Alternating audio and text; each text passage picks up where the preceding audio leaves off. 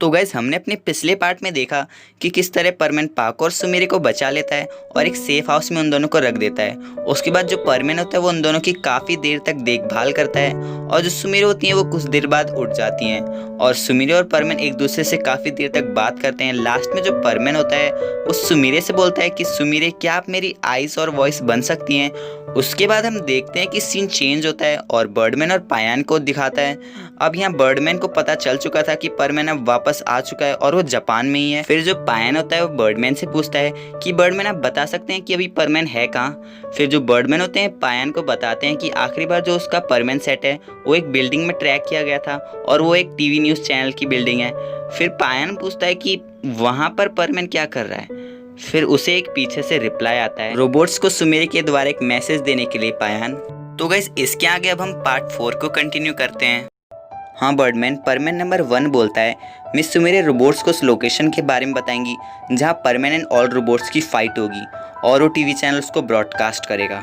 फिर बर्डमैन परमेन से पूछते हैं कि परमेन तुम वापस कैसे आए और फिर जो परमेन नंबर 1 होता है वो अपनी पूरी कहानी बताना शुरू करता है।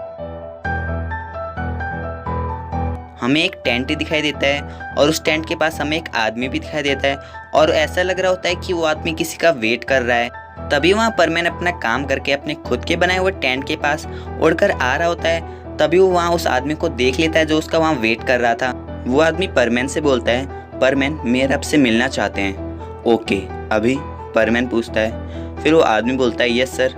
फिर जो परमेन होता है वहाँ से उड़ जाता है और मेयर के पास चला जाता है। अब हम देखते हैं कि परमेन मेयर के पास पहुंच जाता है और वो मेयर से बात कर रहा होता है। इसे पकड़ो। मेयर परमेन को कुछ पेपर देते हैं। परमेन पूछता है ये किस चीज़ के पेपर हैं सर। फिर मेयर बोलते हैं ये कुछ घर के पेपर्स हैं जिसे तुम्हारे लिए बनाया गया है और इस घर के लिए पैसे वो लोग फंड कर रहे हैं जो तुमसे प्यार करते हैं। और गाइस परमेन तो एक सेल्फिश लड़का था और वैसे तो हीरो कोई इनाम नहीं लेते, वो बस अपने देश की भलाई के लिए काम करते हैं। पर परमेन बिना किसी हेजिटेशन के वो पेपर्स को ले लेता है। परमेन की वीरता को देखकर लक्षद्वीप के सारे लोग यही चाहते थे कि परमेन हमेशा के लिए उनके साथ ही रुक जाए, पर वो परमेन को इस बात के लिए प्रेशराइज नहीं करते। पर परमेन भी वहीं रुकना चाहता था क्योंकि वहाँ सभी लोग परमेन से प्यार करते थे, क्योंकि उसने सभी लोगों की और इतने सारे लोगों की जान भी बचाई थी उस सुनामी से। Thank you sir. फिर परमेन उन पेपर्स को खुशी से ले लेता है और वहाँ से उड़ जाता है। जब वो अपने टेंट की ओर जा ही रहा होता है कि वो कुछ लड़कों को एक साथ खेलते हुए देख लेता है। फिर अपने पास्ट को याद करता है जब वो कबा और साबू के साथ खेलता था। उसे उनकी याद आने लगती है। वो उन्हें देखना चाहता था। अब हम देखते हैं कि परमेन स्ट्रीट पर चल रहा होता है। उसे अचानक से जानी पहचानी सी आवाज़ सुनाई देती है, पर उसे याद नहीं आ रहा था कि ये वॉइस आखिर है किसकी। फिर परमेन उस जगह की तरफ जाने लगता है जहाँ से इस म्यूजिक की आवाज़ आ रही थी। तभी वो एक घर के एक आदमी को देख लेता है जो अपनी फैमिली के साथ सुमीरे हुसैनों की म्यूजिक एल्बम को टीवी पर देख रहा था। परमेन ये सब एक विंडो से देख रहा था। तभी वो आदमी परमेन को देख लेता है कि परमेन भी म्यूजिक को सुन रहा है। फिर वो परमेन से बोलता है ओह परमेन वेलकम, प्लीज़ अंदर आ जाओ। वो अंदर आ जाता है। वो सोचता है कि वाओ मिस सुमेरे तो वर्ल्ड वाइड फेमस हैं, लक्षद्वीप में भी उनके इतने सारे फैंस हैं। वो बहुत खुश हो जाता है। उसने मिस सुमेरे की म्यूज़िक को बहुत दिनों बाद सुना था, तो मतलब म्यूज़िक में पूरा खो ही जाता है परमेन। पर जब सुमीरे का सॉन्ग खत्म हो गया तो परमेन को बहुत बुरा लगता है। फिर जो आदमी होता है वो चैनल को चेंज करता है और जो वो टीवी पर देखते हैं वो देखकर सभी शॉक हो जाते हैं। वो न्यूज़ चैनल था।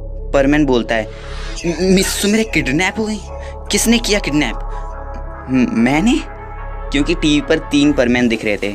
मुझे जाना होगा। फिर जल्दी वहाँ से उड़ जाता है और मेयर को ढूंढने लगता है।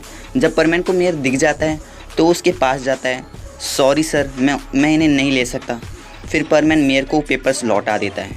पर क्यों परमेन? मेयर बोलते हैं। फिर परमेन बोलता है मिस सुमेरे और वो पाको का नाम बोलने ही वाला होता है क्योंकि उसे पाको की बहुत चिंता हो रही थी, पर वो अपने आप को रोक लेता है। फिर परमेन बोलता है मैं जापान से हूँ। जापान की एक बहुत मशहूर सेलिब्रिटी मिस होसिनो सुमीरे किडनैप हो चुकी, मुझे उन्हें बचाना ही होगा।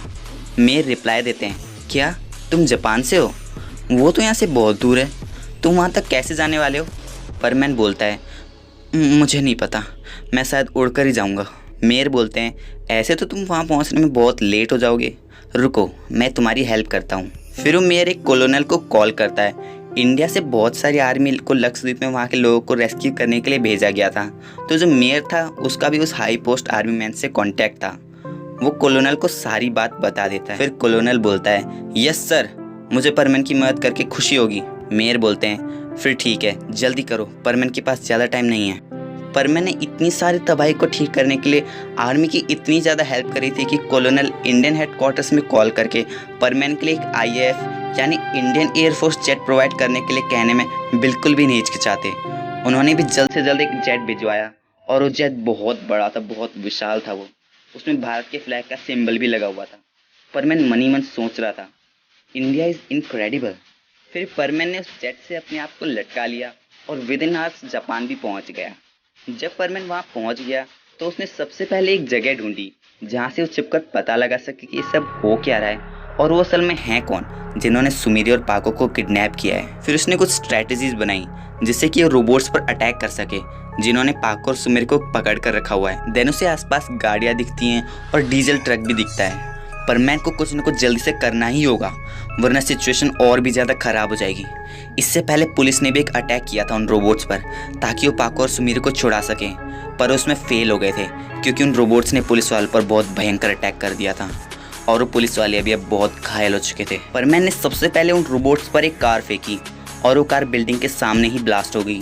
उसके बाद उसने एक डीजल ट्रक फेंका और वो ट्रक उन रोबोट्स पर ब्लास्ट ही हो गया जब वो रोबोट्स बिल्डिंग से बाहर आए थे। और उसके बाद वही बिल्डिंग उन रोबोट्स के ऊपर गिर गई और वो बिल्डिंग किसी और ने नहीं बल्कि परमैन ने ही गिराई थी। परमैन ने अपनी पावर से उस बिल्डिंग को गिरा दिया था। मैंने सब इतनी जल्दी किया कि रोबोट्स परमैन को देख ही नहीं पाए। फिर परमैन ने जल्दी से उन दोनों रस्सियों को काट दिया जिससे सुमीरे और पाको लटकी हुई थी। उसने सुमीरे को अपनी बाहों में उठा लिया और पाको को अपनी बैक में, जो कि बहुत ही घायल थी और बेहोश पड़ी हुई थी। फिर उसके बाद परमैन जल्दी से वहाँ से उड़ गया और रोबोट्स के पास कोई और चॉइस भी नहीं थी, उन्हें भी वहाँ से डिसअपियर होना पड़ा क्योंकि वो रोबोट्स परमैन को मारने में और अपने मिशन में कामयाब नहीं हो पाए थे और अब उन्होंने सुमीरे और पाको को भी खो दिया था। परमैन ने सुमीरे और पाको को एक ही बारी में बचा लिया, पर हम ये भी कह सकते हैं कि परमैन ने सुमीरे को एक ही बारी में 2 बार बचाया, पर परमैन को इसके बारे में तो पता ही नहीं था क्योंकि वो इस बात से बिल्कुल ही अनजान था। अब बर्डमैन बोलते हैं, हमने तुम्हें कांटेक्ट करने की बहुत कोशिश की पर तुम जवाब ही नहीं दे रहे थे।